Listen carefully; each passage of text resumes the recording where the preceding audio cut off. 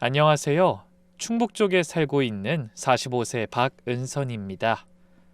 아유, 날씨가 제법 쌀쌀해졌죠? 이맘때만 되면 찬바람 불 때마다 시큰거리던 손목이 이제는 멀쩡하니 참 신기하네요. 옛날 같았으면 지금쯤 햅쌀 빠서 시루떡 찌고 밤 까고 대추 닦느라 허리 한번 펴볼 새가 없었을 텐데 말입니다. 오늘 제가 여러분께 들려드릴 이야기는요.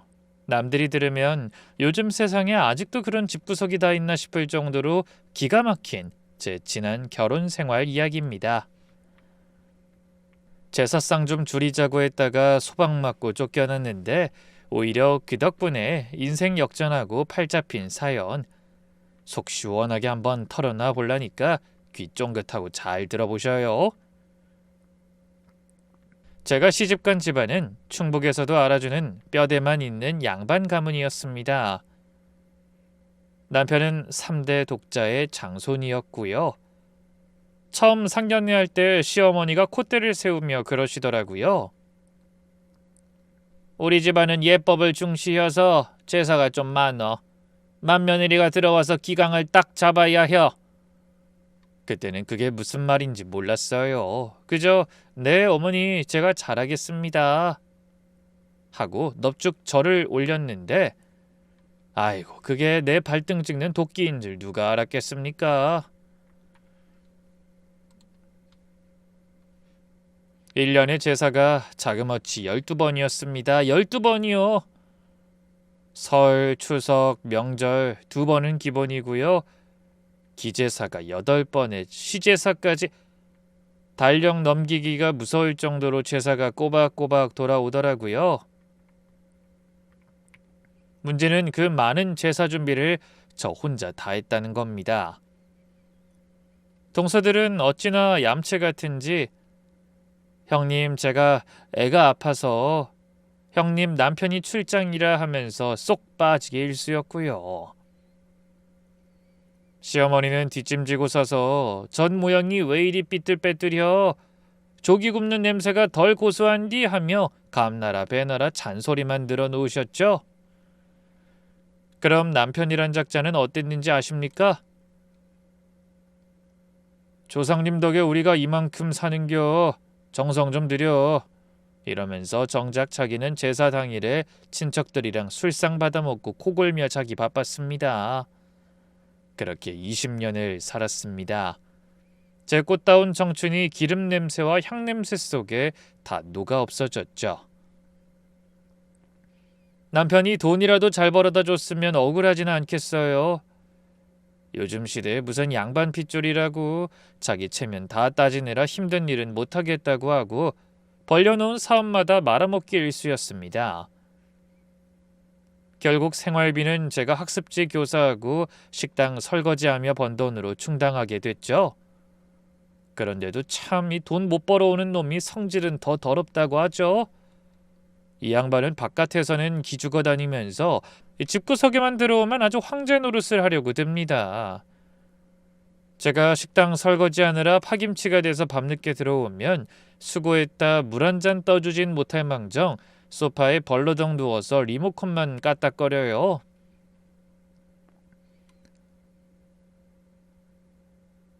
어딜 여자가 밖으로만 놔둬라. 밥상 안 차리고 뭐여 물 떠와. 사업 말아먹은 것도 다 제 탓이라나요? 네가 내조를 못하니까 내가 길을 못 펴는 거 아니여. 들어올 때 재수없는 것이 들어와가지고 온갖 막말을 쏟아붓는데 정말이지 밥상 엎고 싶었던 적이 한두 번이 아니었습니다. 시어머니는 또 어떻고요? 하루는 제가 몸살이 너무 심하게 나서 끙끙 앓아누웠더니 약 한 번 사다 주긴커녕 문 벌컥 열고 들어와 그러시대요. 아이고 아범은 밖에서 기죽어서 다니는디 며느리란 게 집구석에서 잠이 와? 팔자 늘어졌네 늘어졌어? 저는 며느리가 아니라 그냥 돈 벌어오는 기계, 밥 차리는 식모 취급을 하는데 부엌 한 구석에서 수돗물 틀어놓고 그 소리에 묻혀 꺽꺽거리며 운 날이 하루 이틀이 아닙니다. 그럴 때마다 친정엄마 생각이 얼마나 간절하던지 당장이라도 짐 싸서 우리 엄마 품으로 그 따뜻한 충남집으로 도망가고 싶었죠. 하지만 우리 부모님, 금지옥엽 키운 내 딸 시집가서 아주 떵떵거리며 잘 산다고 철석같이 믿고 계신데 차마 그 가슴에 대못을 박을 수가 없더라고요. 어떻게 엄마, 나 남의 집 식모살이에요. 나 너무 힘들어서 죽고 싶어요. 그 말을 합니까? 그래서 전화기 붙들고는 목소리 가다듬으며 거짓말만 늘어났죠. 엄마 걱정 말어. 나 잘 지내. 김서방이 나를 얼마나 아껴주는데. 전화 끊고 나면 가슴이 미어 터져서 방바닥을 치며 울었습니다. 그렇게 입술 꾹 깨물고 속이 시커멓게 문드러지도록 참고 또 참으며 버틴 미련한 세월이었습니다. 그러다 사단이 난 건 재작년 시아버지 제사 때였습니다. 식당 일을 너무 무리해서 했는지 손목 터널 증후군이 심하게 왔거든요. 숟가락 하나 들기도 힘들 정도로 상태가 심각했죠. 한동안 눈치만 보다가 결국 남편과 시어머니한테 말을 꺼냈습니다. 어머니, 여보, 제가 이번엔 손목이 너무 아파서 도저히 혼자 다 못하겠어요. 이번 제사만이라도 저는 시장에서 좀 사다 쓰고 가짓수도 좀 줄이면 안 될까요? 요즘엔 다들 간소하게 지낸다던데. 제 말이 떨어지기가 무섭게 시어머니 눈초리가 매서워지대요. 밥상을 탁 치시면서 고래고래 소리를 지르시는 겁니다. 뭐라? 제사상을 줄여? 사다 써? 이런 망할 것을 봤나? 어디 감히 조상님 드실 음식에 꾀를 부려? 네가 들어오고 나서 집안이 기운나 있더니 조상신이 노예서 그런겨? 하기 싫으면 나가! 꼴도 보기 싫으니까! 거기다 대고 남편이란 인간은 한술 더 뜹니다. 당신 미쳤어? 우리 집안이 어떤 집안인데 시장 음식을 올려? 어머니 말씀 틀린 거 하나 없어. 그따위 정신머리로 살 거면 당장 나가! 너그 집에 가서나 그렇게 따져보라고! 너그 집? 네, 저희 친정을 말하는 거였죠. 그 말을 듣는 순간 제 안에서 무언가가 툭 끊어지는 것 같더라고요. 20년 동안 이 집 귀신이 되도록 일했는데 아픈 며느리 걱정은커녕 나가라뇨. 그래서 저요, 그 길로 입고 있던 앞치마를 벗어 바닥에 패대기 쳤습니다. 알겠어요. 나가시라니 나갈게요. 어디 나 없이 지지고 볶고 제사 잘 모셔보세요. 하루만 해도 몸져 누울 양반들이. 뭐요? 너 지금 뭐하는 짓이야? 이게 어디서 눈깔 뒤집고 행패야? 어? 남편 무서운 줄도 모르고. 남편 놈은 눈이 튀어나올 듯이 커져서는 뒷목을 붙들고 비틀거리더군요. 시어머니도 펄쩍 뛰면서 삿대질을 해댔습니다. 저건 눈깔 뜬 거 봐라. 시애미 앞에서 앞치마를 던져? 네가 아주 배가 불렀구만. 나가라고 한다고. 진짜 나갈 수나 있고. 저요?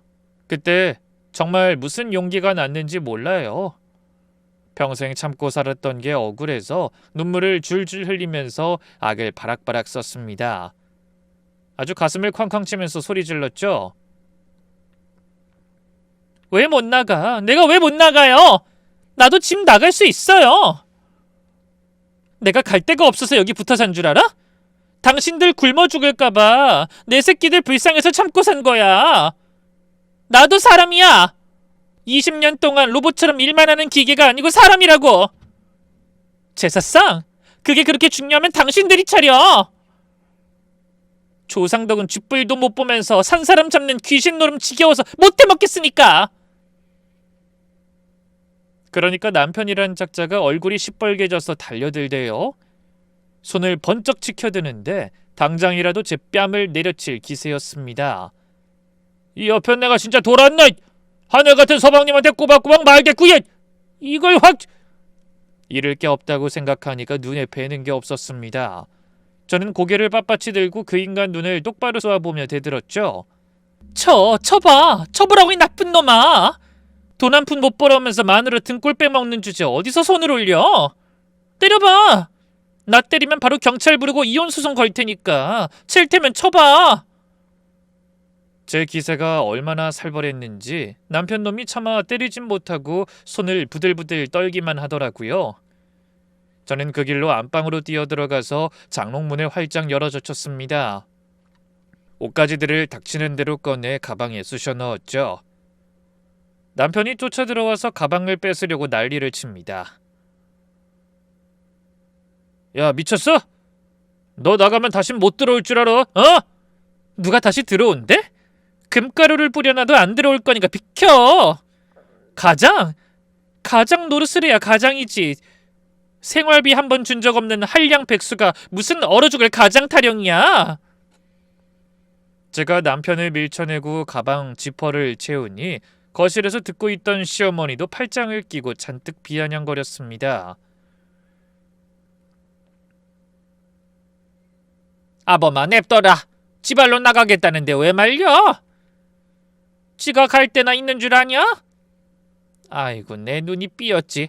저런 근본 없는 걸 며느리라고 들였으니 집안 꼴이 이 모양이지. 싹수 노란 거 진작에 알아봤어야 했는디. 창피한 줄도 모르고 바락바락 대드는 꼬라지 좀 봐라. 저는 눈물을 훔치며 가방을 둘러매고 현관문으로 걸어갔습니다. 마지막으로 그 지긋지긋한 집구석을 뒤돌아보는데 시어머니가 부엌으로 뛰어가더니 굵은 소금을 한 주먹 쥐고 나오시대요. 그리고 제 뒤통수에다 대고 팍 뿌리는 겁니다. 에이 텟! 재수 온 붙었다. 다시는 우리 집 문지방 넘을 생각 말어. 부정타니께. 아범마, 현관 비밀번호 당장 바꿔라. 절대 문 열어주지 마. 소금 알갱이가 등짝을 때리고 바닥에 촤르르 흩어지는데 그 순간 저는 다짐했습니다.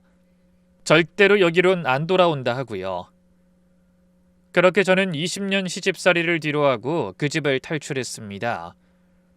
그 길로 아파트 단지를 빠져나와서 허겁지겁 택시를 잡아탔습니다. 뒷좌석에 털썩 주저앉자마자 그동안 꾹꾹 눌러 참았던 눈물이 댐 무너지듯 왈칵 터지더라고요. 창밖은 한밤이라 캄캄한데 제 인생도 딱 저렇게 깜깜한 것 같아서 울음이 멈추질 않았습니다. 식당 일로 너덜너덜해진 손목이며 허리며 온몸이 끊어질 듯 욱신거렸고요. 손목 보호대 하나 찰 겨를도 없이 쫓겨나서 퉁퉁 부은 손으로 무릎 위에 놓인 가방을 꽉 쥐는데 세상에, 가방이 너무 가벼운 겁니다. 옷 몇 가지랑 속옷 그리고 화장품 몇 개. 내가 그 집 귀신이 되도록 20년을 살았는데 내 인생의 무게가 고작 이 가방 하나인가 싶어서 억장이 무너집디다. 무엇보다 저를 비참하게 만든 건 이제 친정으로 가야 한다는 사실이었습니다. 우리 부모님한테는 김서방 사업 잘 된다, 나 사모님 소리까지 듣고 편하게 산다고 온갖 거짓말을 다 해놨는데 이제 와서 찾아가면 부모님 가슴에 대못을 받겠죠? 차라리 혀 깨물고 죽는 게 낫지 않나 싶은 나쁜 생각까지 들더라고요. 수치심에 얼굴이 화끈거리고 서러움에 가슴이 미어터져서 저도 모르게 곡소리를 내며 울었습니다. 그때 백미러로 저를 힐끔거리던 택시기사님이 조용히 휴지 한 통을 뒤로 넘겨주시대요. 아이, 뭔 사연인지 몰라도 눈물 닦으셔. 그 살다 보면 비 오는 날도 있고 해 뜨는 날도 있는 거 아니에요. 지금 짐 싸서 나온 거 보니까 마음고생 심하게 오신 것 같은데 지금은 울어도 나중에 꼭 웃게 될 거요. 수고했어요. 생판 남인 택시기사님의 그 투박한 위로 한마디가 그렇게 사무치게 고맙고 슬펐습니다. 시모에게도 남편 놈한테도 한 번도 못 들어본 따뜻한 말이라. 택시가 터미널 앞에 도착했을 때였습니다. 요금을 내렸는데 기사님이 백미러로 절 보며 고개를 갸웃하시대요. 가서님, 근데 지금 시간이 너무 늦어서 차가 없을 텐데요. 아이, 충남 가는 건 시골이라 막차가 일찍 끊기잖아요. 지금 가면 문 다 닫았을 건디. 그제야 정신이 번쩍 들더라고요. 쫓겨나오느라 정신이 반쯤 나가서 지금이 한밤중이라는 것도 까맣게 잊고 있었던 겁니다. 부랴부랴 터미널 안으로 뛰어들어갔지만 매표소 셔터는 굳게 닫혀있고 불은 다 꺼져 캄캄하더군요. 아이고, 이 일을 어째...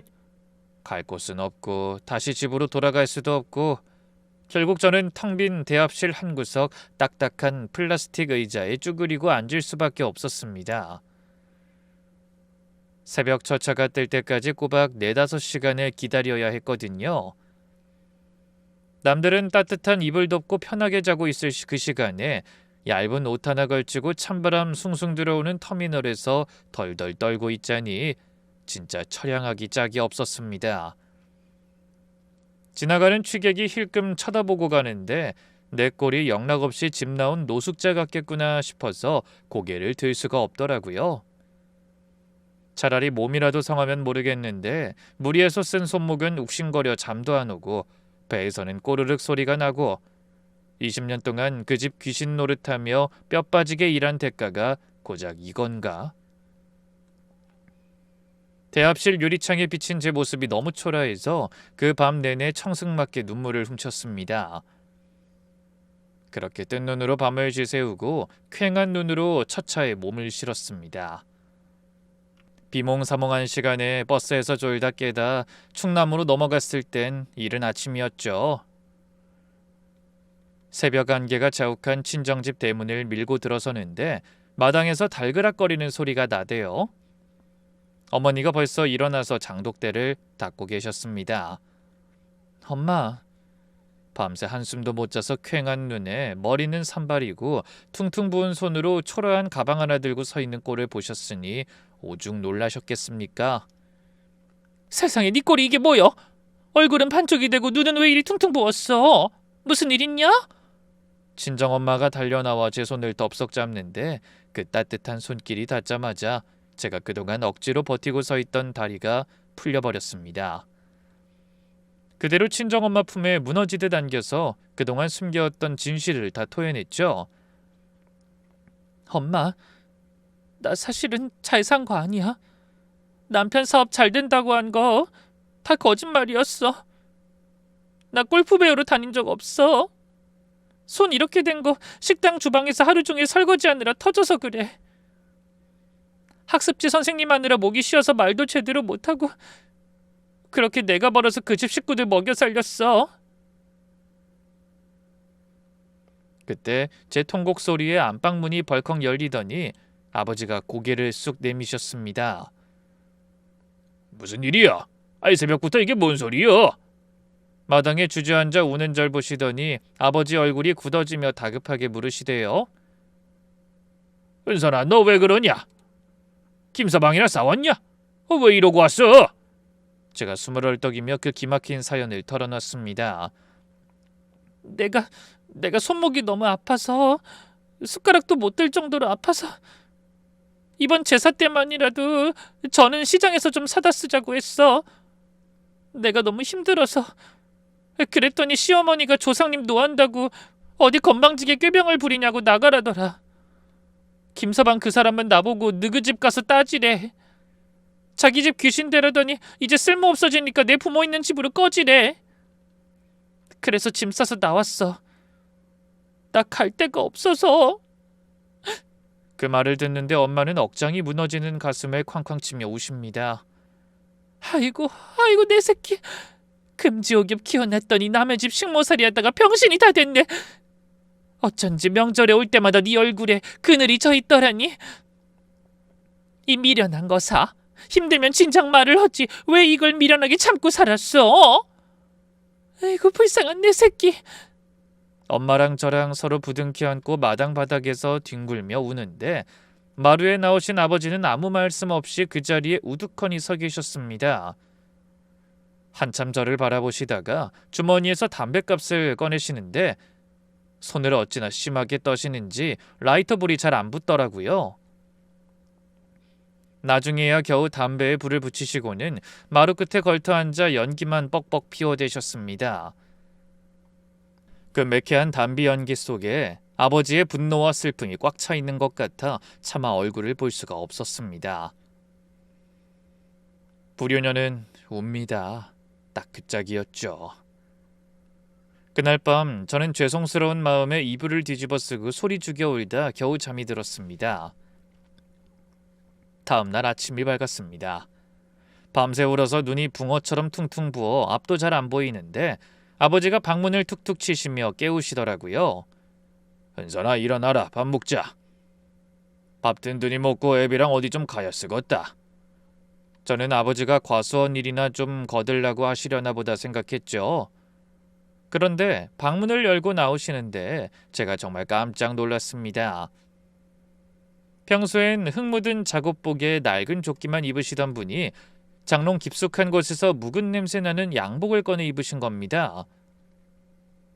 언제 샀는지 기억도 안 나는 유행지난 평퍼짐한 양복이었지만 그날따라 아버지 어깨가 그렇게 넓고 비장해 보일 수가 없더라고요. 와이셔츠 단추를 끝까지 재우시고 넥타이까지 매시는 손길이 마치 전쟁터 나가는 장수 같았죠. 아버지 어디 좋은 데 가요? 잔말 말고 타.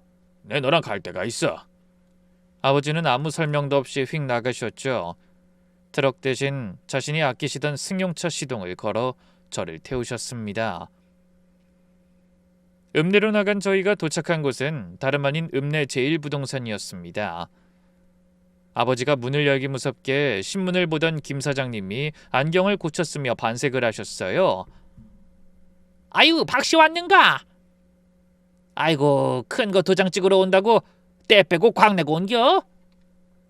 자네 진짜 큰 결심했구먼. 어서 와, 어서 와.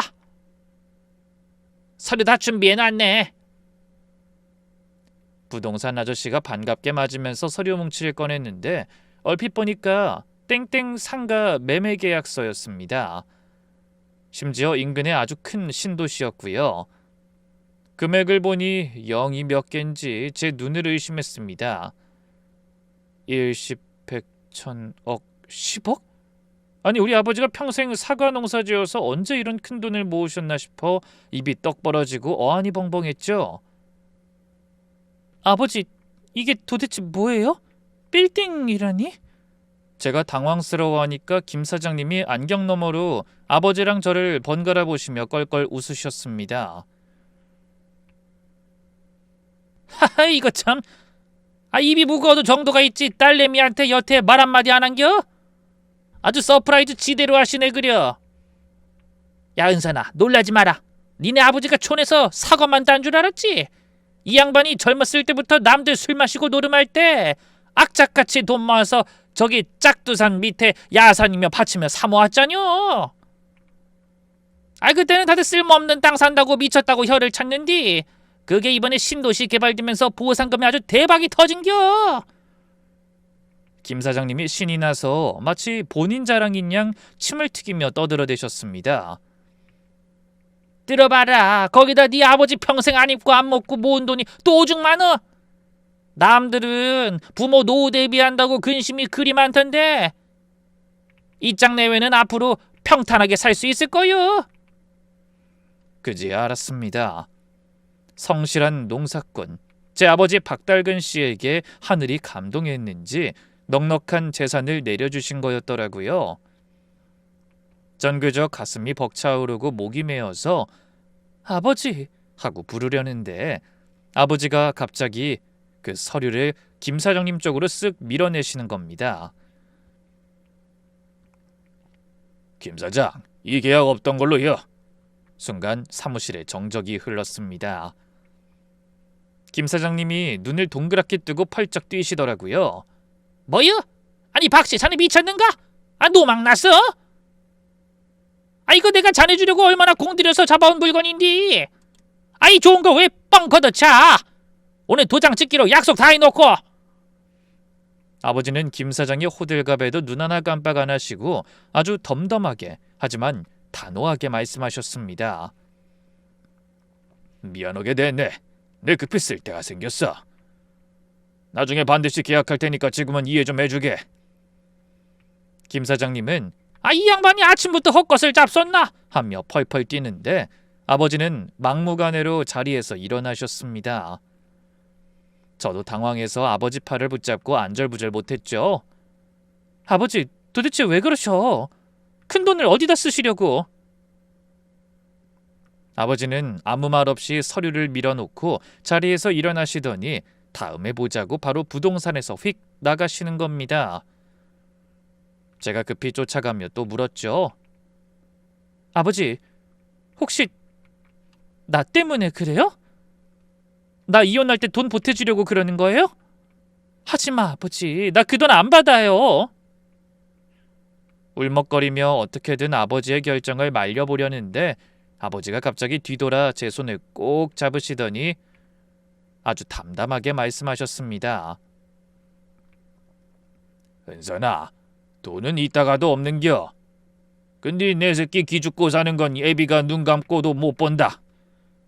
편하게 사는 거. 내 딸이 눈에서 피눈물 흘리는데 나 혼자 비단 이불 덮고 자면 그게 편한 거요? 그게 지옥이지. 아니야, 아버지. 좋은 건물 계약해서 아버지도 이제 편하게 살아야지. 왜 나 때문에 이 기회를 날려요? 그냥 가서 다시 계약한다고 해요. 어? 됐다. 가자. 어디를요? 집으로 가셔요? 아버지가 핸들을 꽉 잡으며 백미러로 저를 한번 쓱 보시더니 비장하게 말씀하셨습니다. 어디긴 어디요? 네 시댁 있는 동네. 그 썩어빠진 놈들 사는 데 가야지. 예? 아버지는 이번에도 설명이 없으셨습니다. 그렇게 냅다 아버지 차에 실려 충북에 있는 시댁 동네로 가게 됐습니다. 식구들이 사는 동네로 들어서는데 익숙한 거리가 눈에 들어오자 가슴이 쿵쾅거리기 시작했습니다. 그때 운전대를 잡고 계시던 아버지가 불쑥 물으시더라고요. 은선아, 그놈, 아니 네 남편 하는 가게 이름이 뭐라고 그랬지? 저는 순간 덜컥 겁이 났습니다. 아버지가 바로 가게로 쳐들어가서 다 엎어버리시려는 줄 알고요. 대성 건재상인데 거긴 왜요? 아버지 가서 싸우시게요? 그러지 마요. 그냥 가요. 제가 사색이 돼서 말리니까 아버지가 손살을 치시며 차분하게 말씀하셨습니다. 아니요. 내 가서 깽판 칠라는 게 아닌께 걱정 마루. 부동산, 그래 그 복덕방 좀 가볼라니께. 그러시더니 내비게이션을 켜서 대성 건지상을 검색하시고는 그 근처에 있는 가장 가까운 부동산을 찍으시더라고요.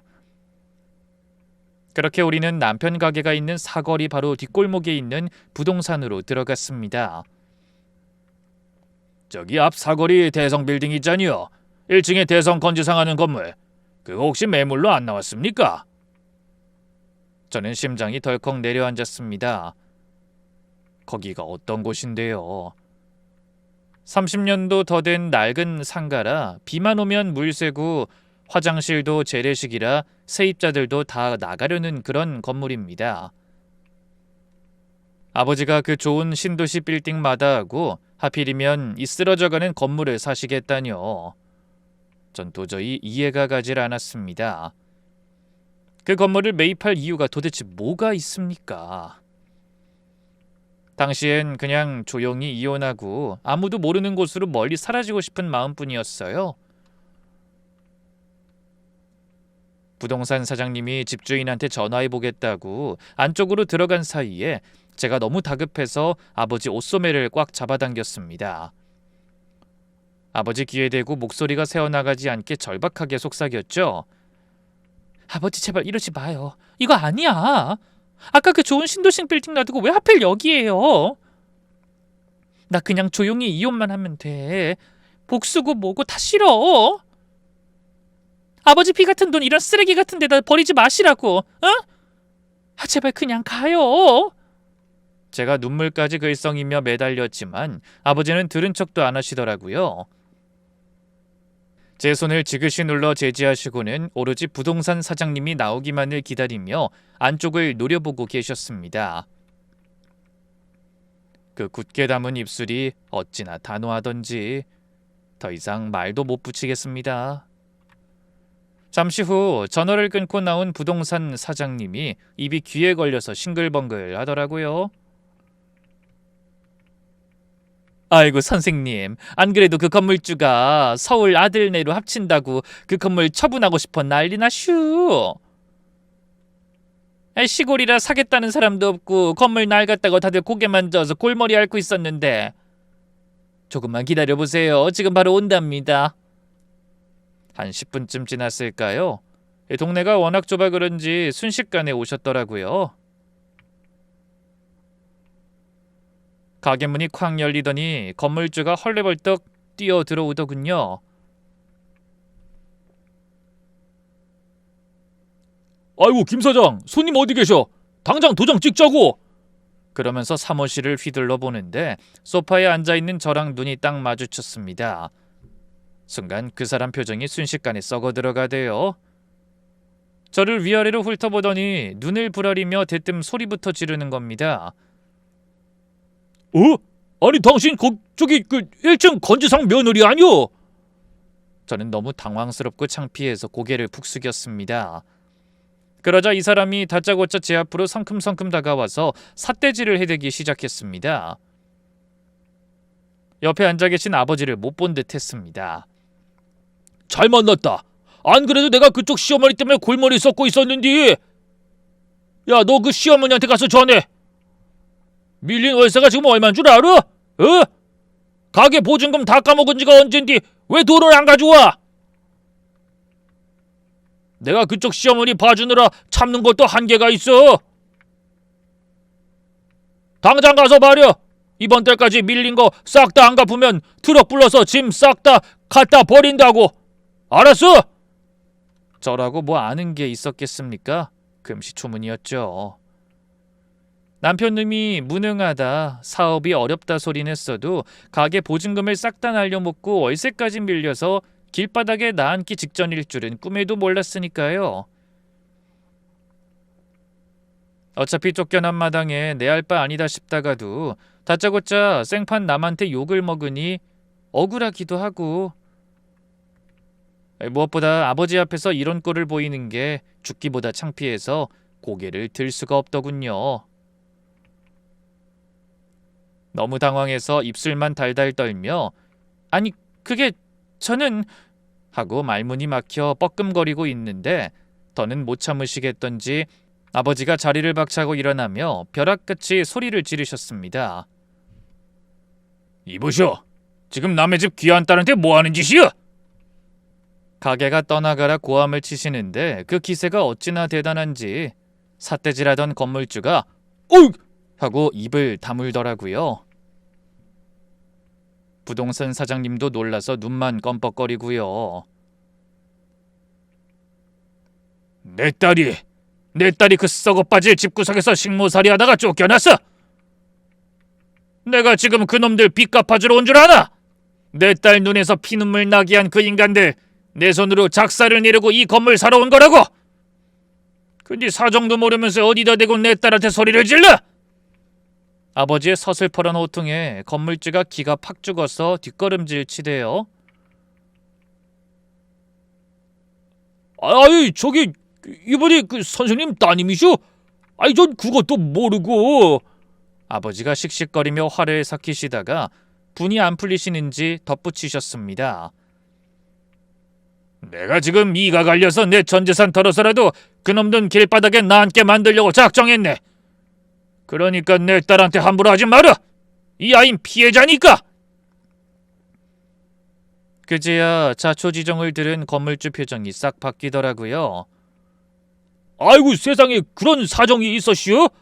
아이 참말로 내가 죽을 죄를 졌네. 미안해요. 난 정말 몰랐지. 아니 그 인간들이 사람이여? 며느리를 부려먹다 쫓아내? 아유, 그 할망구 나한테도 맨날 내가 왕년에 잘 나갔네 하면서 거드름 피우더니 아주 못돼먹은 종자들이었구먼. 건물주가 제 손을 잡고 연신 미안하다 사과를 하더니 아버지한테 비장한 표정으로 그러대요. 아이 선생님 잘 생각하십시오. 그런 인간들은 뜨거운 맛을 봐야효. 안 그래도 나도 그 집 때문에 골치 아파 죽겠던 참인데 선생님이 정리구현 좀 해주시오. 나도 뭐 그 정도는 감내할 수 있으니까. 아이 시세보다 더 싸게 드릴게. 지금 당장 가져가시오. 뜻밖의 동맹군을 만나서 계약은 그야말로 일사천리로 진행됐습니다. 하지만 제 마음은 여전히 편치 못했습니다. 아버지, 진짜 이러실 거예요? 제가 걱정하니까 아버지가 처음으로 빙긋 웃으시더니 저한테 슬쩍 귓속말을 하시더라고요. 야, 은선아, 걱정 마라. 건물 똥값이라 이거 사고도 예비 돈 많이 있어. 그리고 생각해봐라. 이 낡아빠진 건물이 네 시댁 식구들 쫓아낼 땐 천하무적 대보가 되는겨. 아까 저 양반 말하는 거 들었잖아. 그 말을 듣는데 눈물이 핑 돌면서도 웃음이 나오더라고요. 그렇게 우리 아버지는 화끈하게 일시불로 문제의 대성 빌딩 주인이 되셨습니다. 도장을 딱 찍고 일어서시는데 아버지 등 뒤에서 후광이 비치는 것 같았죠. 자, 이제 총알은 장전됐습니다. 아버지랑 저는 지긋지긋한 가게 문을 열고 들어갔습니다. 심장이 쿵쾅거려서 입 밖으로 튀어나올 것만 같더라고요. 우리가 들어서는 인기척에 남편이 고개를 들대요. 저랑 아버지를 보더니 벌떡 일어나면서 인상부터 팍 씁니다. 아니, 장인어른 아니세요? 연락도 없이 여긴 웬일이셔? 설마 이 사람 데려다 주러 오신겨? 저요. 야, 안 받아요. 도로 데리고 가세요. 시어머니도 부채질을 탁 멈추고 거들대요. 어머 사돈, 오죽할 데가 없으면 하루 만에 친정아버지를 앞세워와? 네, 참 기가 막혀서. 우리 집 며느리 자격 박탈당한 거 몰라? 동네 창피해서 원. 남들이 볼까 무서우니 얼른 나가요. 아버지는 그 모진 소리를 들으시면서도 눈 하나 깜짝 안 하시고 가게 안을 휘 한번 둘러보시더라고요. 마치 물건 살 사람이 진열대 살피듯이 천천히요.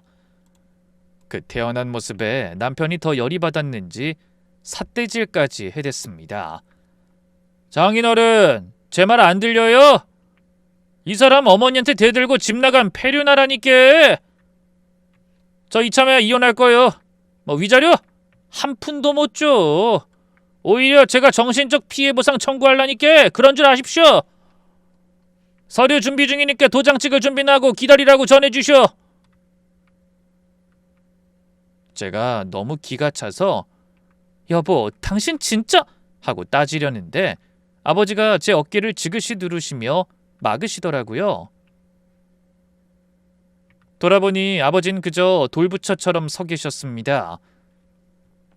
시어머니가 아이고 내 팔자야 하며 곡소리를 내고 남편이 당장 나가! 하고 고래고래 소리를 지를 때까지 그 꼴을 묵묵히 다 지켜보시면서요. 그 침묵이 어찌나 무겁던지 나중엔 지들도 제풀에 지쳐서 씩씩거리기만 했습니다.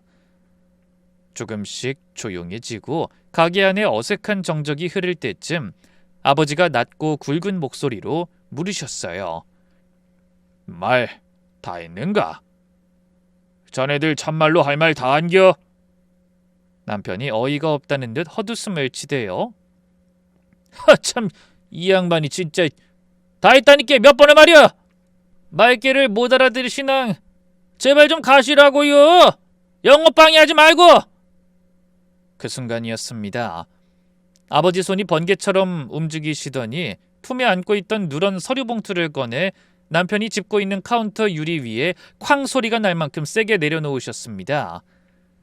시어머니가 엄마야! 하고 놀라 자빠질 뻔했고 남편도 흠칫해서 뒤로 물러서더라고요.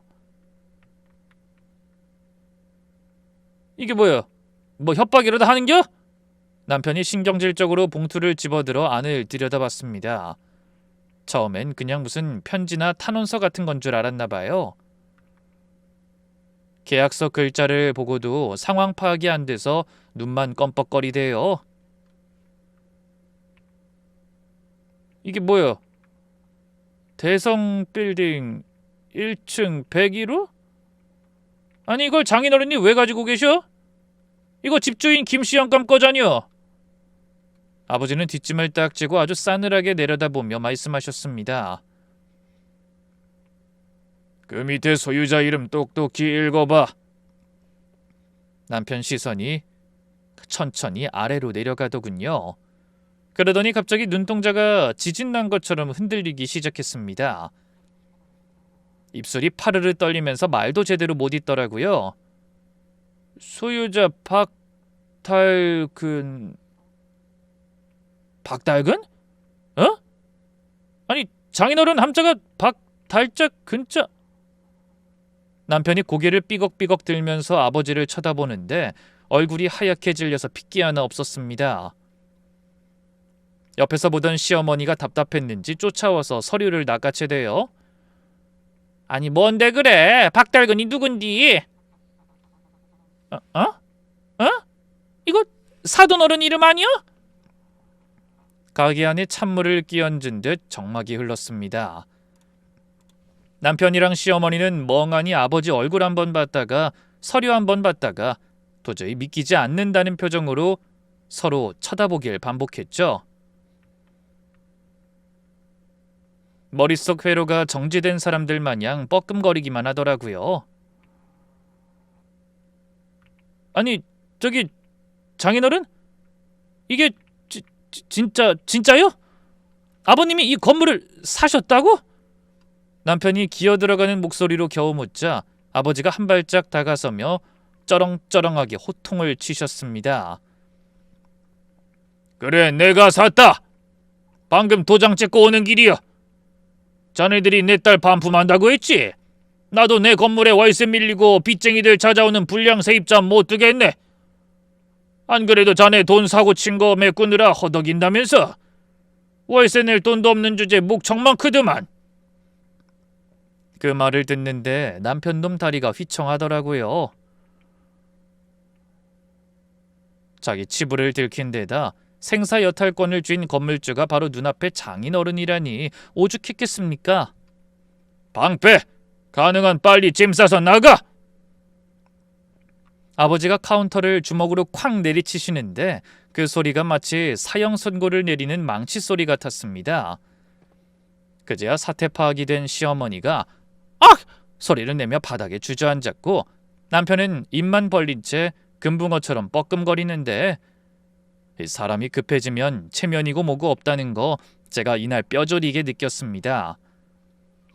아버지가 나가! 하고 소리치자마자 방금 전까지 반품이라며 콧대 세우던 인간들이 순식간에 기가 죽어 흐물거리지 뭡니까? 가장 먼저 튀어나온 건 시어머니였습니다.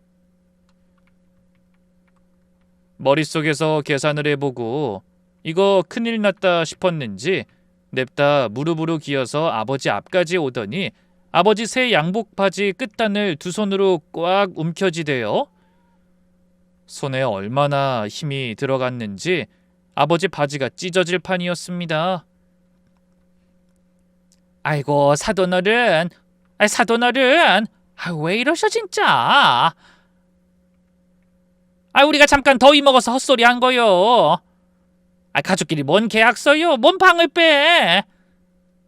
내가 늙어서 노망이 났나 봐. 아까 한 말 다 취소. 싹 다 취소요.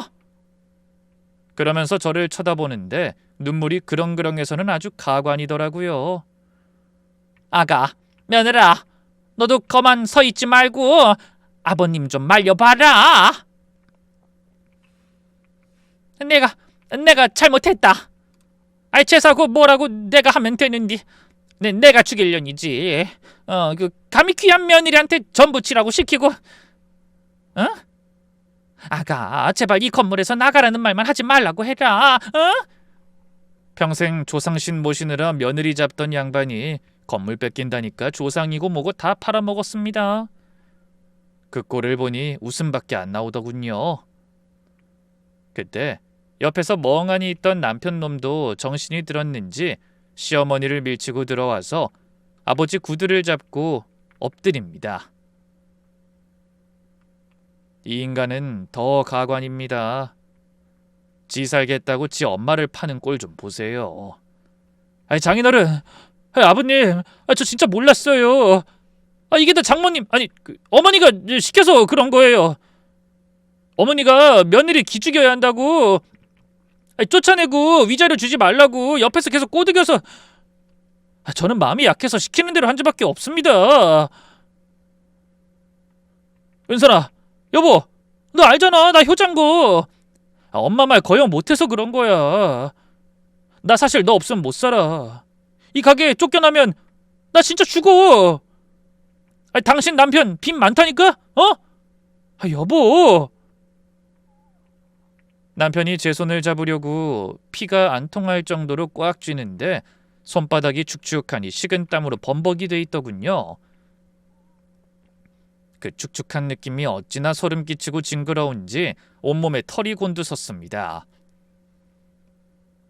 여보, 우리 다시 잘해보자. 우리 사랑했잖아. 사랑? 아이고, 지나가던 개가 웃겠습니다. 이것 놔. 더러운 손으로 어딜 만져? 사랑? 가족? 당신네들한테는 가족은 필요할 때 빨아먹고 쓸모없으면 뱉어버리는 껌이야? 돈 있을 땐 며느리고 돈 없고 아프니까 남이라며. 반품이라며.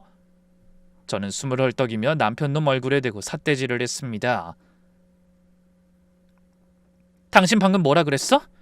어머니가 시켜서 그랬다고? 당신이란 인간은 끝까지 비겁하구나. 그 나이 처먹도록 마마보이 짓 하더니 죽을 때 되니까 엄마 치마폭 뒤에 숨어서 엄마 탓을 해? 징그럽다 진짜. 가게 안 빼면 경찰 부를 거야. 알았어? 제 말이 끝나자 아버지께서도 더 볼 것 없다는 듯 바짓가랑이를 잡고 있는 시어머니의 손을 털어내시더군요. 이것 좀 놓지. 비싼 바지 구겨지자니요. 내 딸이 착해서 마지막까지 그쪽 식구들이랑 조용히 떨어지고 싶어 했는데 내가 천불이 나서 도저히 가만 못 있겠더라고. 집만 빼면 강제 집행 들어갈 거니까 10원짜리 하나라도 건지고 싶으면 속히 방 빼는 게 좋을 거요. 은선아, 가자. 아버지는 그 길로 절 데리고 가게 문을 박차고 나오셨습니다. 나오는 길에 유리창 너머로 보니 남편놈은 시어머니 탓하며 소리 지르고 있고 시어머니는 아들놈 등짝을 때리며 싸우고 있었습니다. 방금 전까지 살려달라고 빌던 모자가 이제는 서로 니 탓이라며 물어뜯는 꼴이라니. 그게 바로 콩가루 집안의 최후더군요. 그 뒤로 본격적인 이혼 준비가 시작됐습니다. 아직은 얼떨떨하기도 하고 한편으론 드디어 그 집에서 벗어날 수 있다는 생각에 가슴이 뛰기도 했었죠. 그러다가도 이혼녀 딱지 붙는 게 한편으론 무섭기도 하고 그렇게 오만 감정이 다 교차하는데 다 그네들 생각이 그렇게 나더라고요. 미리 말씀을 못 드렸는데 사실 저 그 사람하고 재혼이었거든요.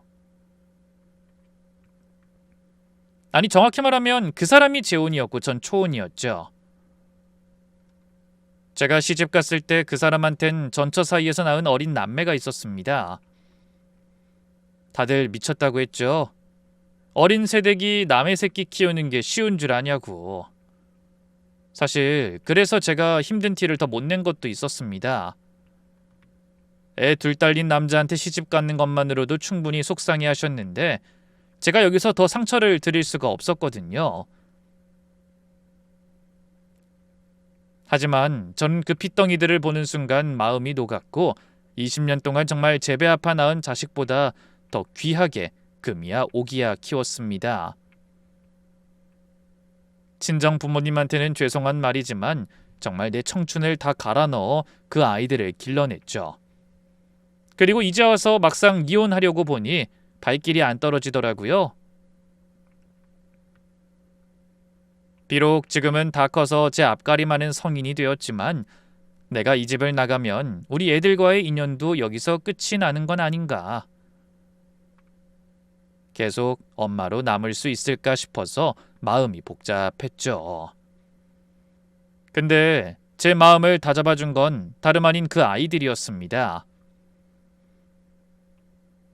집을 나오기 며칠 전 큰딸하고 통화를 하는데 애가 아주 담담하게 그러더라고요. 엄마, 우리 다 컸잖아. 이젠 우리 걱정 그만하고 엄마 인생 찾아. 서류가 무슨 상관이야. 누가 뭐래도 엄만 우리 진짜 엄마야. 그러니까 미안해하지 말고 엄마가 행복한 길로 가. 우린 무조건 엄마 편이야. 그 말이 얼마나 힘이 되던지 친정아버지에게 말씀드리니 덩달아 흐뭇해하시더라고요. 그래, 네가 그 모진 구석에서 헛고생만 한 줄 알았더니 농사는 기가 막히게 지었구만. 자식 농사 말이여. 피 한 방울 안 섞였어도 네 진심이 통했으니 애들이 그리 말해주는겨. 네가 그 집에서 애들 반듯하게 잘 길러낸 거 그거 아주 장한 일이다. 누가 말해도 네가 걔들 진짜 어미여. 네가 떳떳하게 잘 살고 있어야 나중에 애들이 너 찾을 때 웃으면서 품어줄 수 있는 거 아니야. 지금은 네가 살고 봐야지. 그러시면서 품에서 두툼한 서류 봉투 하나를 꺼내 제 손에 쥐어주시대요. 이게 뭐예요, 아버지? 내가 대전에서 제일 잘한다는 탐정사무소. 그 흥신소인가 뭔가 거기에 거금 주고 의뢰해서 받아온 거다. 돈 걱정 말고 그놈 뒷조사 싹 다 해서 증거 잡으라고 했으니까 넌 네 갈 길만 가. 이 정도면 그놈 찍소리도 못하고 도장 찍어야 할 거다. 알고 보니 아버지가 거금을 들여서 이미 전문가들을 붙여놓으셨던 겁니다. 봉투 안에는 전문가들이 찾아낸 남편의 추악한 민낯이 아주 적나라하게 들어있었습니다. 저는 그 서류들을 보고 기절하는 줄 알았습니다. 알고 보니 그 집구석 겉만 번지르르 했지 속은 이미 썩어 문드러져서 구더기가 끓고 있더구만요. 남편 이 인간이 자재상 운영은 뒷전이고 저 몰래 코인인가 뭔가 하는 거에 손을 댔다가 아주 거하게 말아먹은 겁니다. 그것도 모자라서 주식 단타 치겠답시고 제2금융권, 아니 저기 이름도 없는 사채까지 끌어다 썼더라고요. 더 기가 막힌 건 시어머니입니다. 아들이 사고를 쳤으면 혼을 내고 수습을 해야지. 그 잘난 장손 기죽으면 안 된다고 며느리인 저한테는 철저하게 비밀로 하고 자신이 30년 동안 부은 갯돈을 홀라당 깨서 그 구멍을 메워주고 있었던 겁니다. 그걸로도 모자라니 여기저기 친척들한테 아픈 핑계대고 돈 빌리러 다니느라 아주 똥줄이 타는 상황이었던 거죠. 동네 사람들 사이에서는 이미 소문이 파다했답니다. 아유, 허우대만 멀쩡하지 빚이 산더미라 곧 길바닥에 나앉을 판이다. 아우, 며느리만 불쌍해서 어쩌냐. 저 사실을 혼자만 모르고 있으니. 세상에, 집구석에서 허리 부러져라 제사상이나 차리고 전이나 붙이던 저만, 그 바보 같은 저만 그 사실을 까맣게 모르고 있었던 겁니다. 이혼 조정 기일에 아버지가 선임해 주신 변호사님과 함께 남편 놈을 만났는데 가관도 아니었습니다.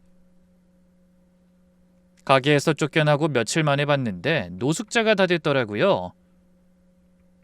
처음에는 내가 위자료 주나봐라, 네가 집 나갔으니 유책 배우자다 하고 큰소리 치더니 변호사님이 내민 그 빼곡한 채무 내역서와 도박 중독 증거 그리고 친정 돈 횡령 내역들을 보더니 입을 쩍 벌리고 다물질 못하대요.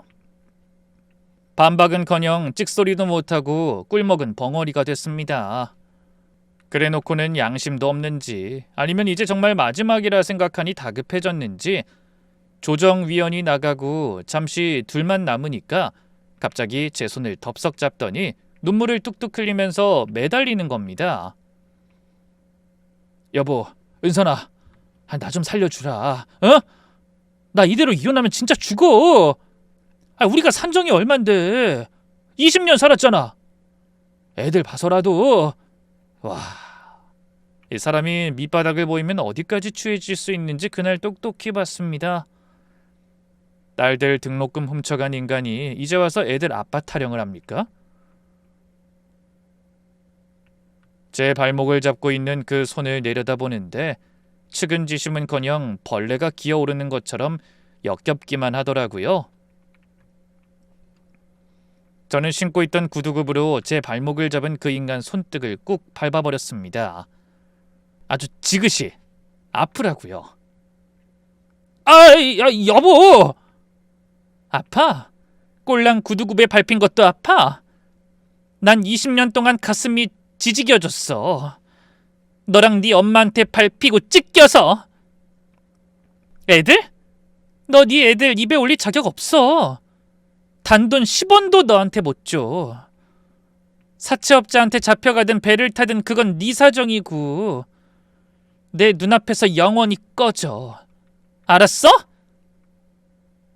결국 그쪽에서는 아무 말도 못하고 이혼 도장 찍었습니다. 법원을 나오는데 뒤에서 은선아! 은선아! 하고 부르는 소리가 들리대요. 시어머니랑 남편놈이 서로 부둥켜 안고 엉엉 우는 꼴을 뒤로 하고 문을 박차고 걸어 나왔습니다. 그날 아버지와 마신 법원 자판기 커피가 세상에서 제일 달콤하더라고요.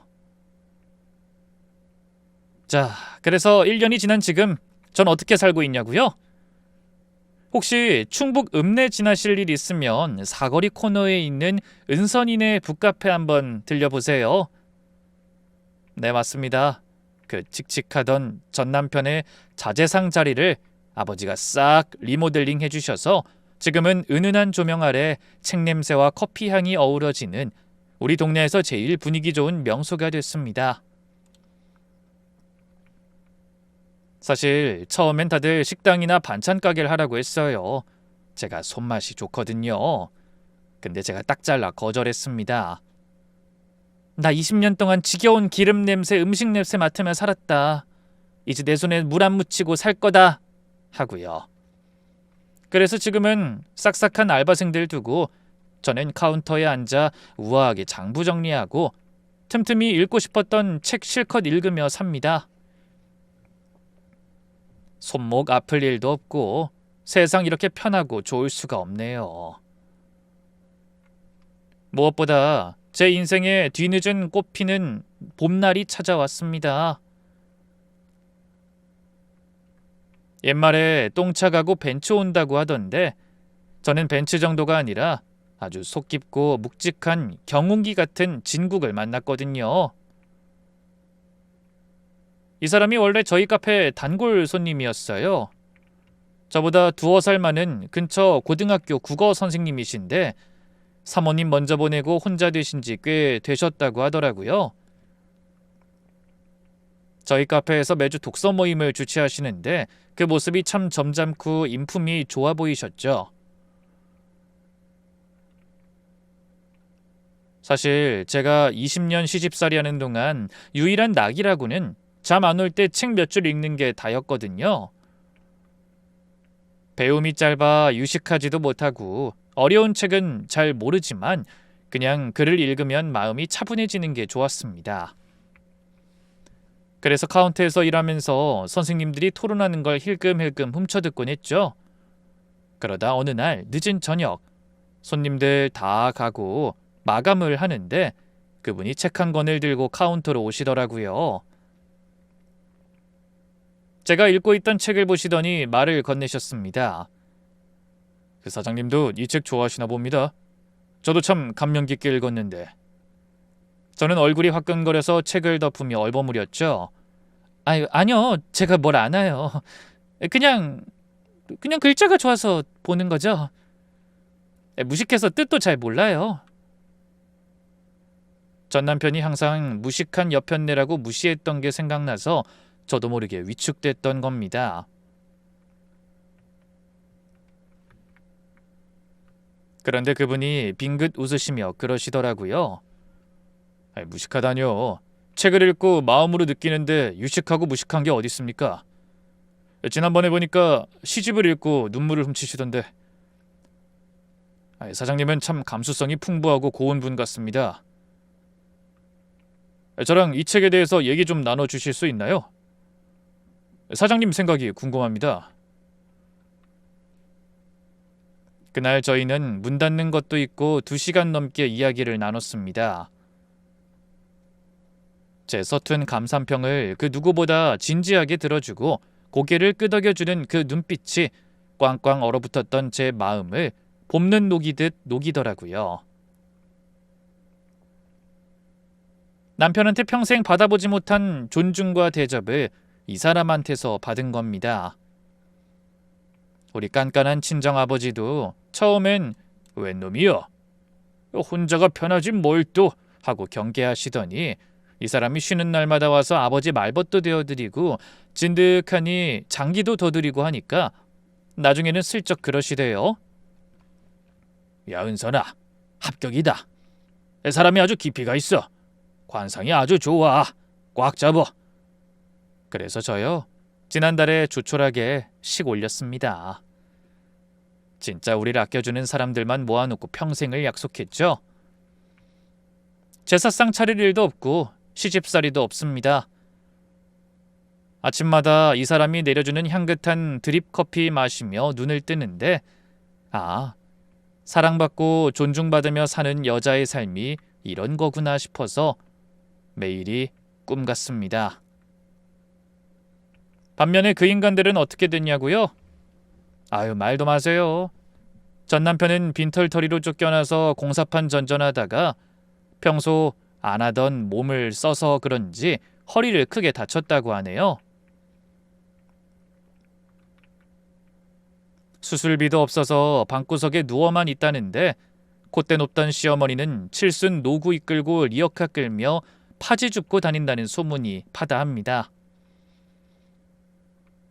그렇게 끔찍이 여기던 제사는커녕 당장 입에 풀칠하기도 바빠서 조상님 기일도 다 까먹고 산다니, 결국 조상님들도 아신 거죠. 며느리 눈에 피눈물 내면 본인들 눈엔 피고름이 난다는 걸요. 청취자 여러분, 제가 이 긴 이야기를 통해 꼭 드리고 싶은 말씀이 있습니다. 흔히들 참는 게 이기는 거다, 가와만사성이라며 무조건 며느리 보고 참으라고 하죠. 살아보니 그거 다 곰팡이 핀 헛소리더라고요. 참으면 연료되는 게 아니라 화병 걸린 호구됩니다. 가족이란 이름으로 희생을 강요하고 내 존재를 무시하는 사람들에게 더 이상 내 귀한 인생 낭비하지 마세요. 아닌 건 아니라고 말하고 부당하면 박차고 나올 용기, 그 용기가 절 살렸고 제 자식들을 살렸습니다. 오늘 저녁 밥상 차리기 귀찮고 힘드신가요? 그럼 식구들 눈치 보지 말고 당당하게 외치세요. 오늘 저녁은 사 먹자! 라고요. 남을 위해 희생하지 말고 오늘만큼은 온전히 나 자신을 위한, 나만을 위한 근사한 시간 한번 가져보시길 바랍니다. 지금까지 45세 인생의 황금기를 이제 막 시작한 충북의 북카페 사장 박은선이었습니다. 들어주셔서 감사합니다.